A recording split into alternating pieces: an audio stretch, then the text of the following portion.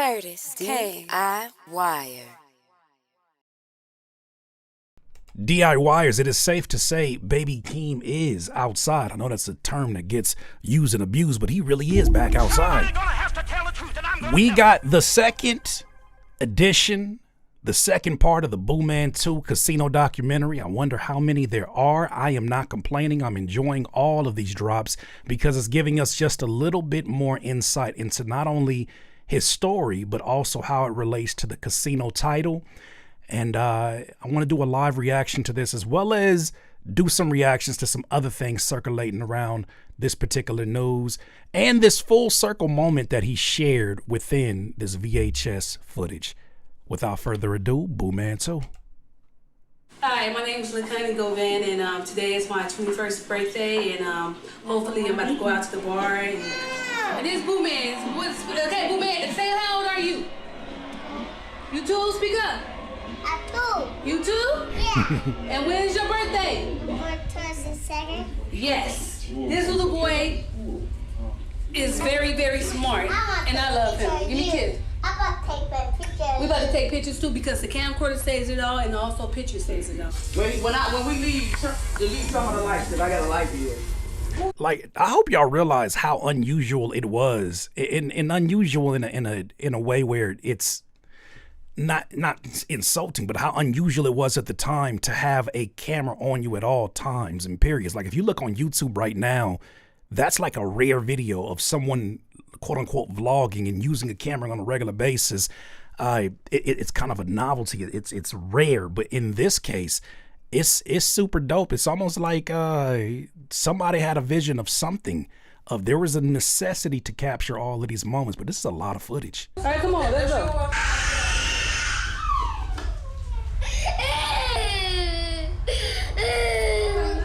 Where my keys at, babe? All right, bye, Booman. I can't go sit down. She got the picture. Pick it like this. Come on, man. Come on.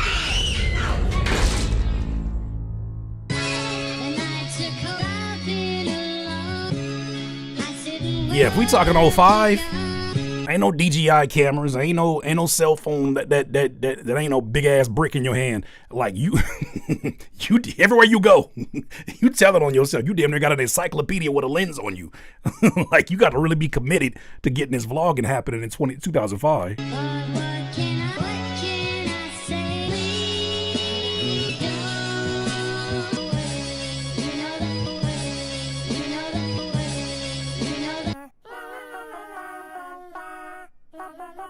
That snippet is crazy. The family moves to Vegas once my grandmother passed away. Janice just like, know what? I hear Vegas is cheap to live. Let's go ahead and move to Las Vegas. So now we get a little bit of context. I did not know this about the Baby Keem story, in that his family made the decision, his mother and auntie made a decision to move to Vegas because it was more affordable to live, but it also gives visual context to perhaps how we landed on casino as the title. And definitely gives it a whole nother, like, it's a very cinematic approach to this. You see movies that go by, for instance, casino, and then you look at the movie and you're like, damn, whatever visuals I had in my mind attached to that word is very different after experiencing this. And it seems like this is the same thing in musical form. Vegas was 10 times better than California, I could tell you that, as far as financial, not being afraid of like the neighbors, not being afraid of letting Hakeem be outside to play. He had to be like, he was little. He had to be Hakeem, like 4, 5. Yeah, he was like 4 or 5, yeah. When we stayed. Because he moved over here when he was like 2. Yeah. His mother, Janet, stayed over in the next apartment complex. But he was always with us. So it was my mother, her boyfriend at the time, my brother, and myself, and then Babe, you stayed right here. I stayed right here. He had a little girlfriend up in here. That little girl used to stay around. She used to knock on the door. What you doing? I'm coming for Keem. I'm like, oh, I got an auntie right here and an auntie over there. So I used to be like 4 years old going all the way around the big wheel. I take the big wheel and then go eat their food. So I was just that kid that just like always just like running around ever since. And then there's these girls. She's like my girlfriend. I had a couple girlfriends like in school, like 4 years old. It was this family. It was just a bunch of girls. And I used to just go over there all the time. And I guess the dad was never home. And then all of a sudden, I go over there, I'm like, bro, there's boards on the window. Like, what the fuck happened? Like, the dude did some foul shit, got home, like, killed 3 of the siblings. Wow. Shit like that would happen. It was, like, weird shit in Vegas. Like, see, this, I mean, that is a tragic story, but this is something that makes me appreciate not being able to hear from a Baby Keem and a Kendrick all the time, in that you're more pulled into their stories because they're not constantly on social media telling you about, oh, I experienced this, and almost cheapening some of these experiences to moments to be retweeted, or for whatever public displays of empathy from strangers. I think them not being in the circus, because right now, like I've been taking a break off of social media in general. Jumping back on Twitter, it's an absolute fucking circus. And I can't imagine how much, yes, I can, I'm lying. As an artist myself, I can imagine how much that can blur the lines and dissolve these stories that require, some really reaching back into your memory. So I think it makes me appreciate the fact that we don't get to hear them all the time. It makes these stories hit that much harder. It's not just a moment of content per se. My name is. I grew up in Las Vegas. I'm from New Orleans, Louisiana. Keem, that's my brother. One thing about a rollout from PG Lang or anything Kendrick related, some niggas gonna get their face blurred out. That's I'm not fighting it. I don't need to know who these people are. But one thing about it, you gonna see them black bars across the eyes, which I love the consistency in the visual. But you gonna see them black bars on the eyes, and you for sure gonna see some blurs. That is some split screens. You know it's one of their productions and they signature. Forgot that. I came here from Hurricane Katrina in 2005, so I was a kid. But I was, of course, I looked at Vegas the same way everyone else looked at Vegas. I thought it was, it was nice and sweet, but it's like, it's not glamorous out here. I just seen, like, weird, grimy shit. Like, I seen prostitution, pimping. It's everything. Homeless people, prostitutes, the gang banging is at an all-time high. The murders, the robbings, the killings. It's the city of sin for sure. So now we get a different perspective on Vegas. We got one from Auntie Connie. We got another one from a childhood friend that's saying, like, yeah, the family may have seen this as an opportunity to move somewhere where financially it's a lot easier on the pockets. Baby Keem, or as they said, Keem is able to be outside, but he's like, well, growing up out here, it can get treacherous in these Vegas streets. And I'm telling you, as somebody who's been there at different stages of adulthood, the older you get, the more colorful Vegas gets. It really is. What drug do you want? What drug do you want? Because you got access to them all. I'm good. It's wild out there. This is different. It's once you leave the strip, you're on your own, bitch. Streets filled with diseases and pleas and teachers.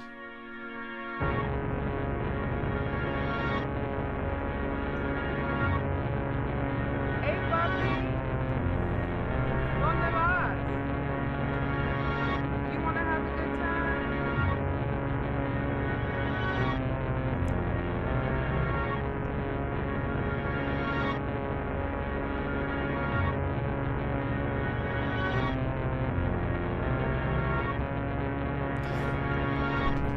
This snippet is crazy, by the way. Oh.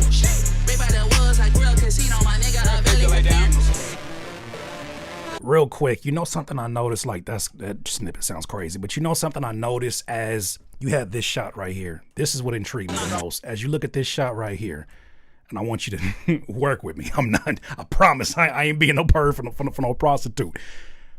This documentary puts a texture that the music can't always capture.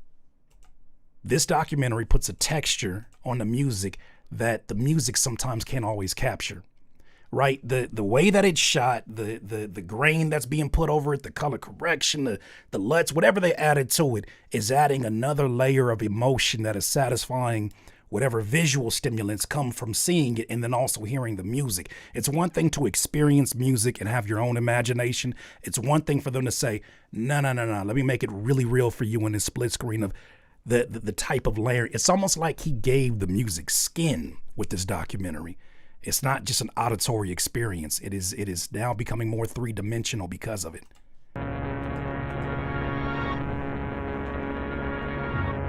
That she moving is just unforgiving. Let's get it. Shit. Big by the woods like real casino, my nigga. I barely lay down.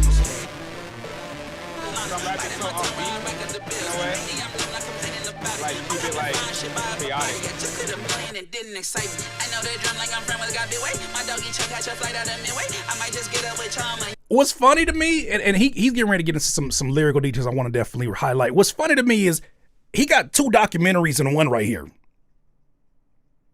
You know how many artists dedicate a full documentary to just in-studio footage? You know how many will dedicate one documentary to just telling their story through whatever archival footage they have? You getting both of those in one. That's a lot of work for anybody who's ever edited, for anybody who's ever worked with videographers, or you've had to be your own. That's a lot of fucking work. Whatever y'all heard of that night is just his hate. The gay homie said you niggas is buns. Whatever you're doing, that shit is not giving. Shawty chose up on a whole nother nigga. The way that she moving is just unforgiving. Let's get it. Right by the woods, I grew up casino. My nigga, I barely had parents. I told Diana my said I grew up casino. He said I barely had parents. secrets. That's really my twin. Like I look in the mirror. Talking about his auntie is really his twin when he look in the mirror. You done have day right, but it's an incredible feeling to face all your fears. So like you're getting an idea of just how important that Auntie Connie relationship is and was to him growing up.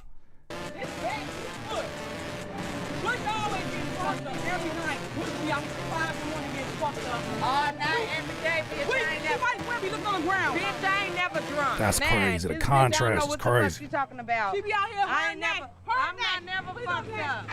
Your life in Vegas. Azaria's birthday. I take a picture of the camera is on me now. I mean, we be looking like this. But round. I'm fucking drunk and shit. Brittany say, I'm scared. What you scared for? Outside with family. That's all we doing. That's on a cool little Vegas night. Yeah, hold on. She asked me to go to the store, but she just don't know I don't have no license. Nah, fuck her shit up. She real drunk, y'all. I'm not fucked up. I tell you, man, the way that they scoring this, and I wonder how much of these melodies are actually from the project. I assume a lot of them, but the way that they're scoring this footage, whoo, sometimes you can't tell if the music is just a soundtrack for the documentary or if the documentary is a storytelling content piece to support the music. Like that's to me is the genius in this, is that it has to be as good to stand on its own as if another project wasn't coming, as if that wasn't the thing that we're looking forward to. This would have to stand on its own. It wouldn't surprise me this shit start winning awards in like Sundance, film festivals and things like that. Like this stands on its own. Look. Ooh la la, papi. Ooh la la, babe. Hey, y'all going to the store? Hey, come here. Hey, come here. Tell them come here. Come here.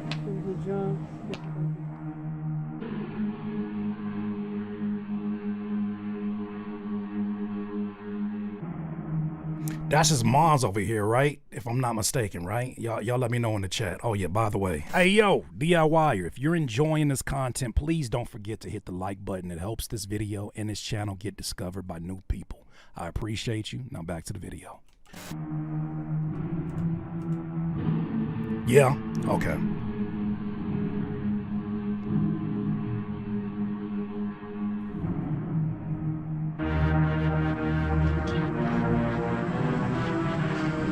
So not only will you likely hear stories from his younger eyes of seeing moms and seeing these situations, but now you got a video to accompany it like that like it's literally footage from a video cam. Man, it makes the energy and the music makes so much more sense. See what I mean? That's how a female man put it down. have a nigga coming out their car. Right there, just study purple shit here. I'm like,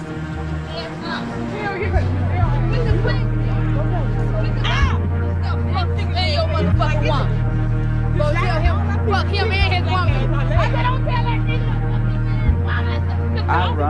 I run away. Let me get it again. I like that lyric better. I run away on Mother's Day. Yeesh. Yeah. I run away on Mother's Day. I ran away. I feared away.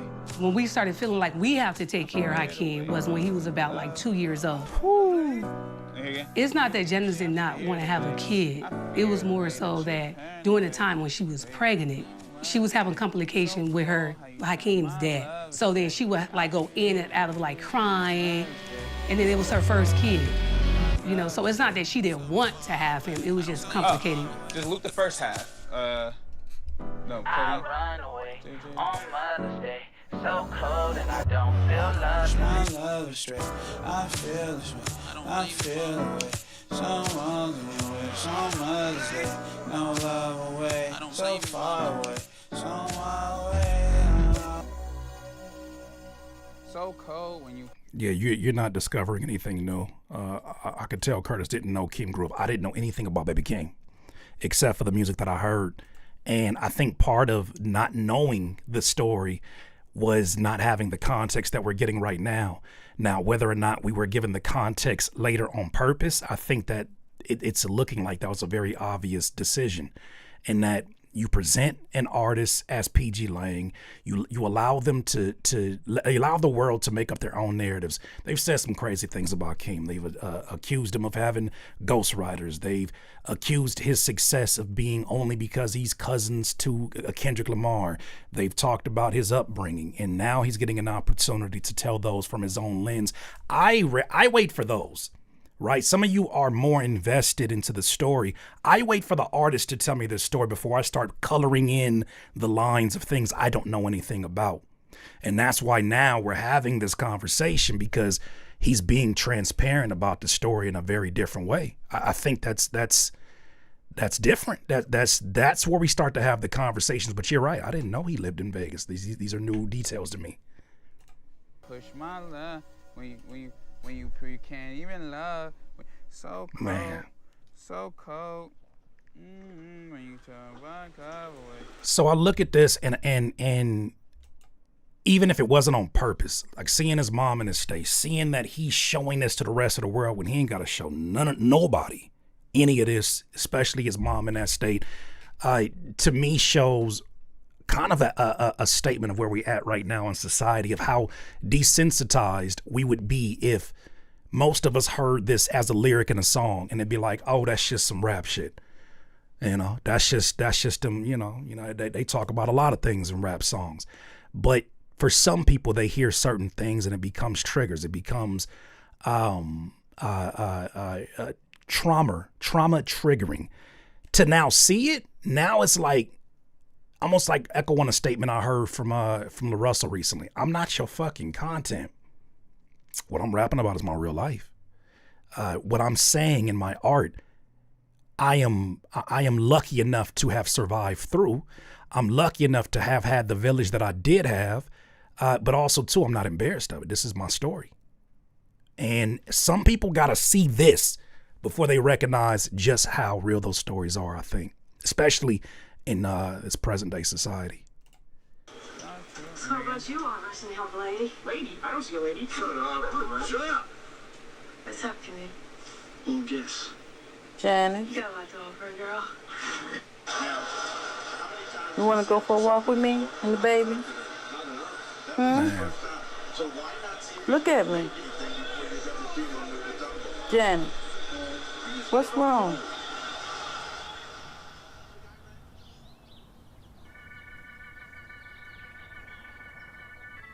When I come to Vegas, I'm the older cousin, so Vegas, I'm in LA. Vegas, like, you don't take that stretch unless you finna party or do some shit. So I ain't really come out to Vegas like that, but each and every time I did, Hakeem came through to see me, and he was always looking up to me, and he was always thriving to be something. And I seen that in him, you know what I'm saying, early. You know what I'm saying? I heard that pain of what he been through with his moms, with his family, You know what I'm saying? Being a kid, you know what I'm saying? Being an older brother, I felt all that. When I was talking to Dre in the van, like I said, man, Hakeem gonna blow. I seen it in him. You feel me? Like, I was like, he gonna blow. That hip-hop saved lives. That's the quote of the whole documentary right there. Hip-hop saves lives.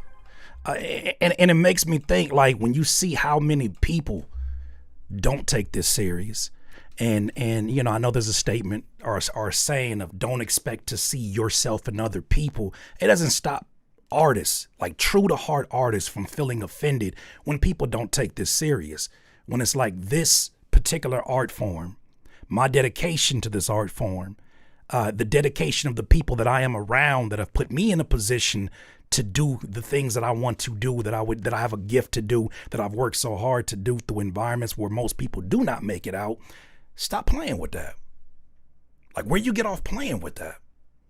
And why do you feel entitled to play with that? Especially when shit gets real.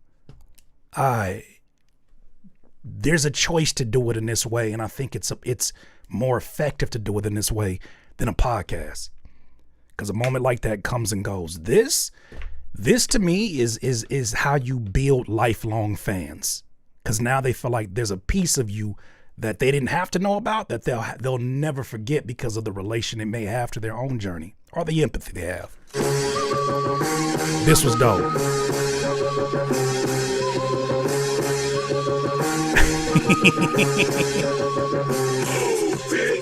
out the way. Get out the way, bitch. Get out the way. So in 2002, August 4th, he was wilding out at noon, 12:41. He was wilding out in the front seat of what might have been Auntie Connie car, one of his family members' cars, to Ludacris' "Move, bitch." This is hilarious. Move, bitch. Get out the way. Get out the way, bitch. Get out the way. Oh no, the fight's out. I'm about to put.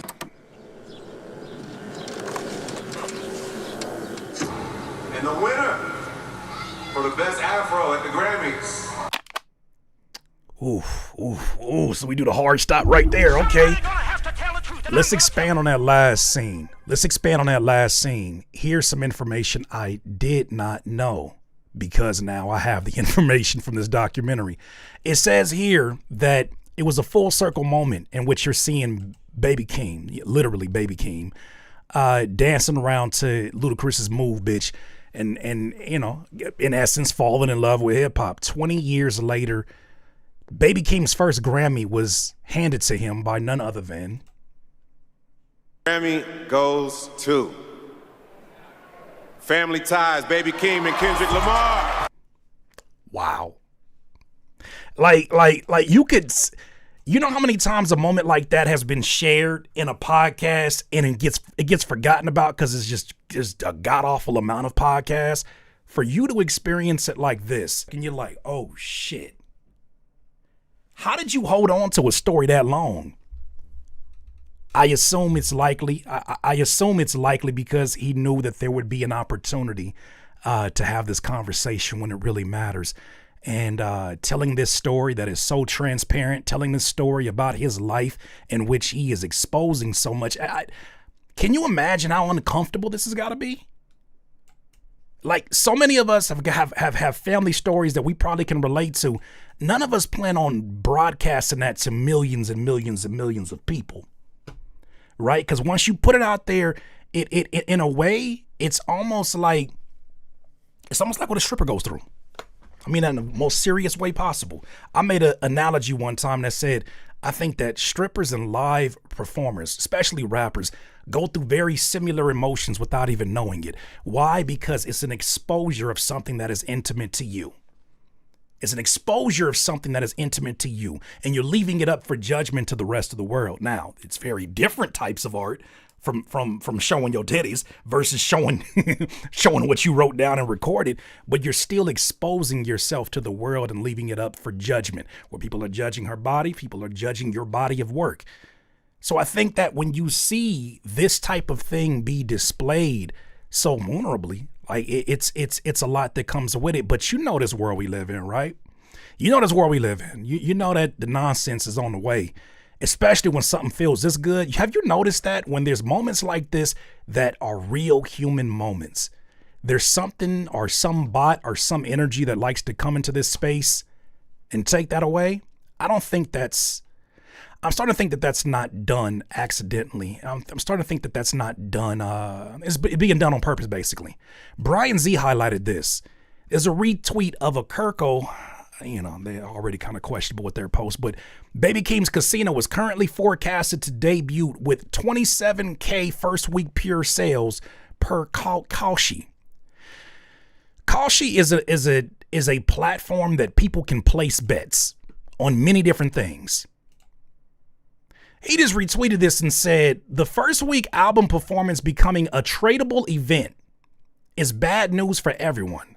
Fans will be financially exposed to outcomes. And if they lose, and many will lose, the artists will become the targets. This will lead to massive fraud all around, a pretty awful situation.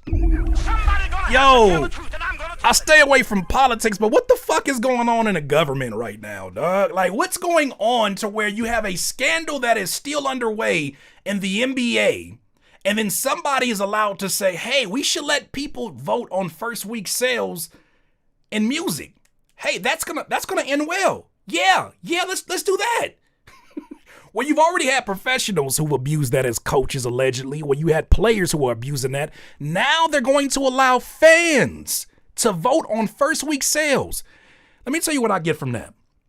This lets me know that first week sales are worth so little. They're of so little value, at least to the industry.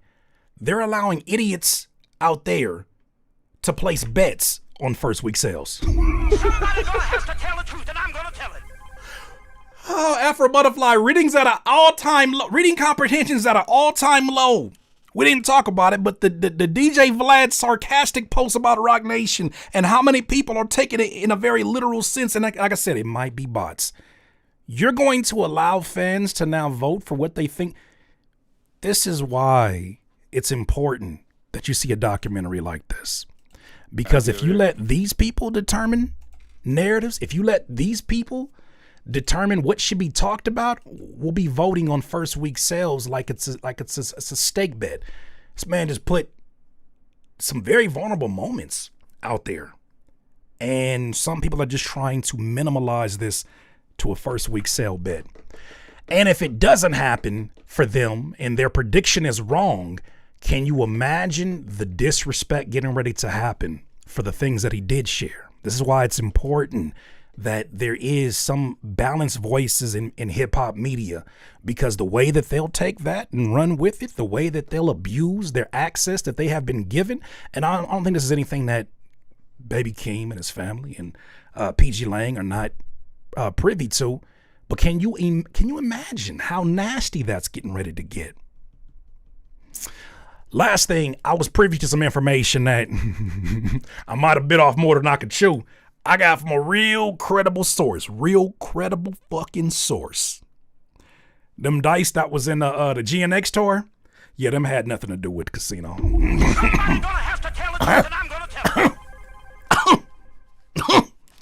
I got a text message about that a few days or the other day. I got a text message about that. I was like, oh, my bad, bro. My bad. You know, I was just over here podding and shit. My bad. I'll clear that up next time I get in here. That had nothing to do with the casino album. Just some things are left to, it's just left to chance, I guess. I guess chance still happens these days. DIYers. Oh, boy. What about the outfit? I ain't asked about that. But them dice with the Mac Dre in the middle, I got a very colorful text message that said, nigga, no. Oh, okay. Those are my thoughts, DIYers. You let me know what you think. DIY. Tear in your eye.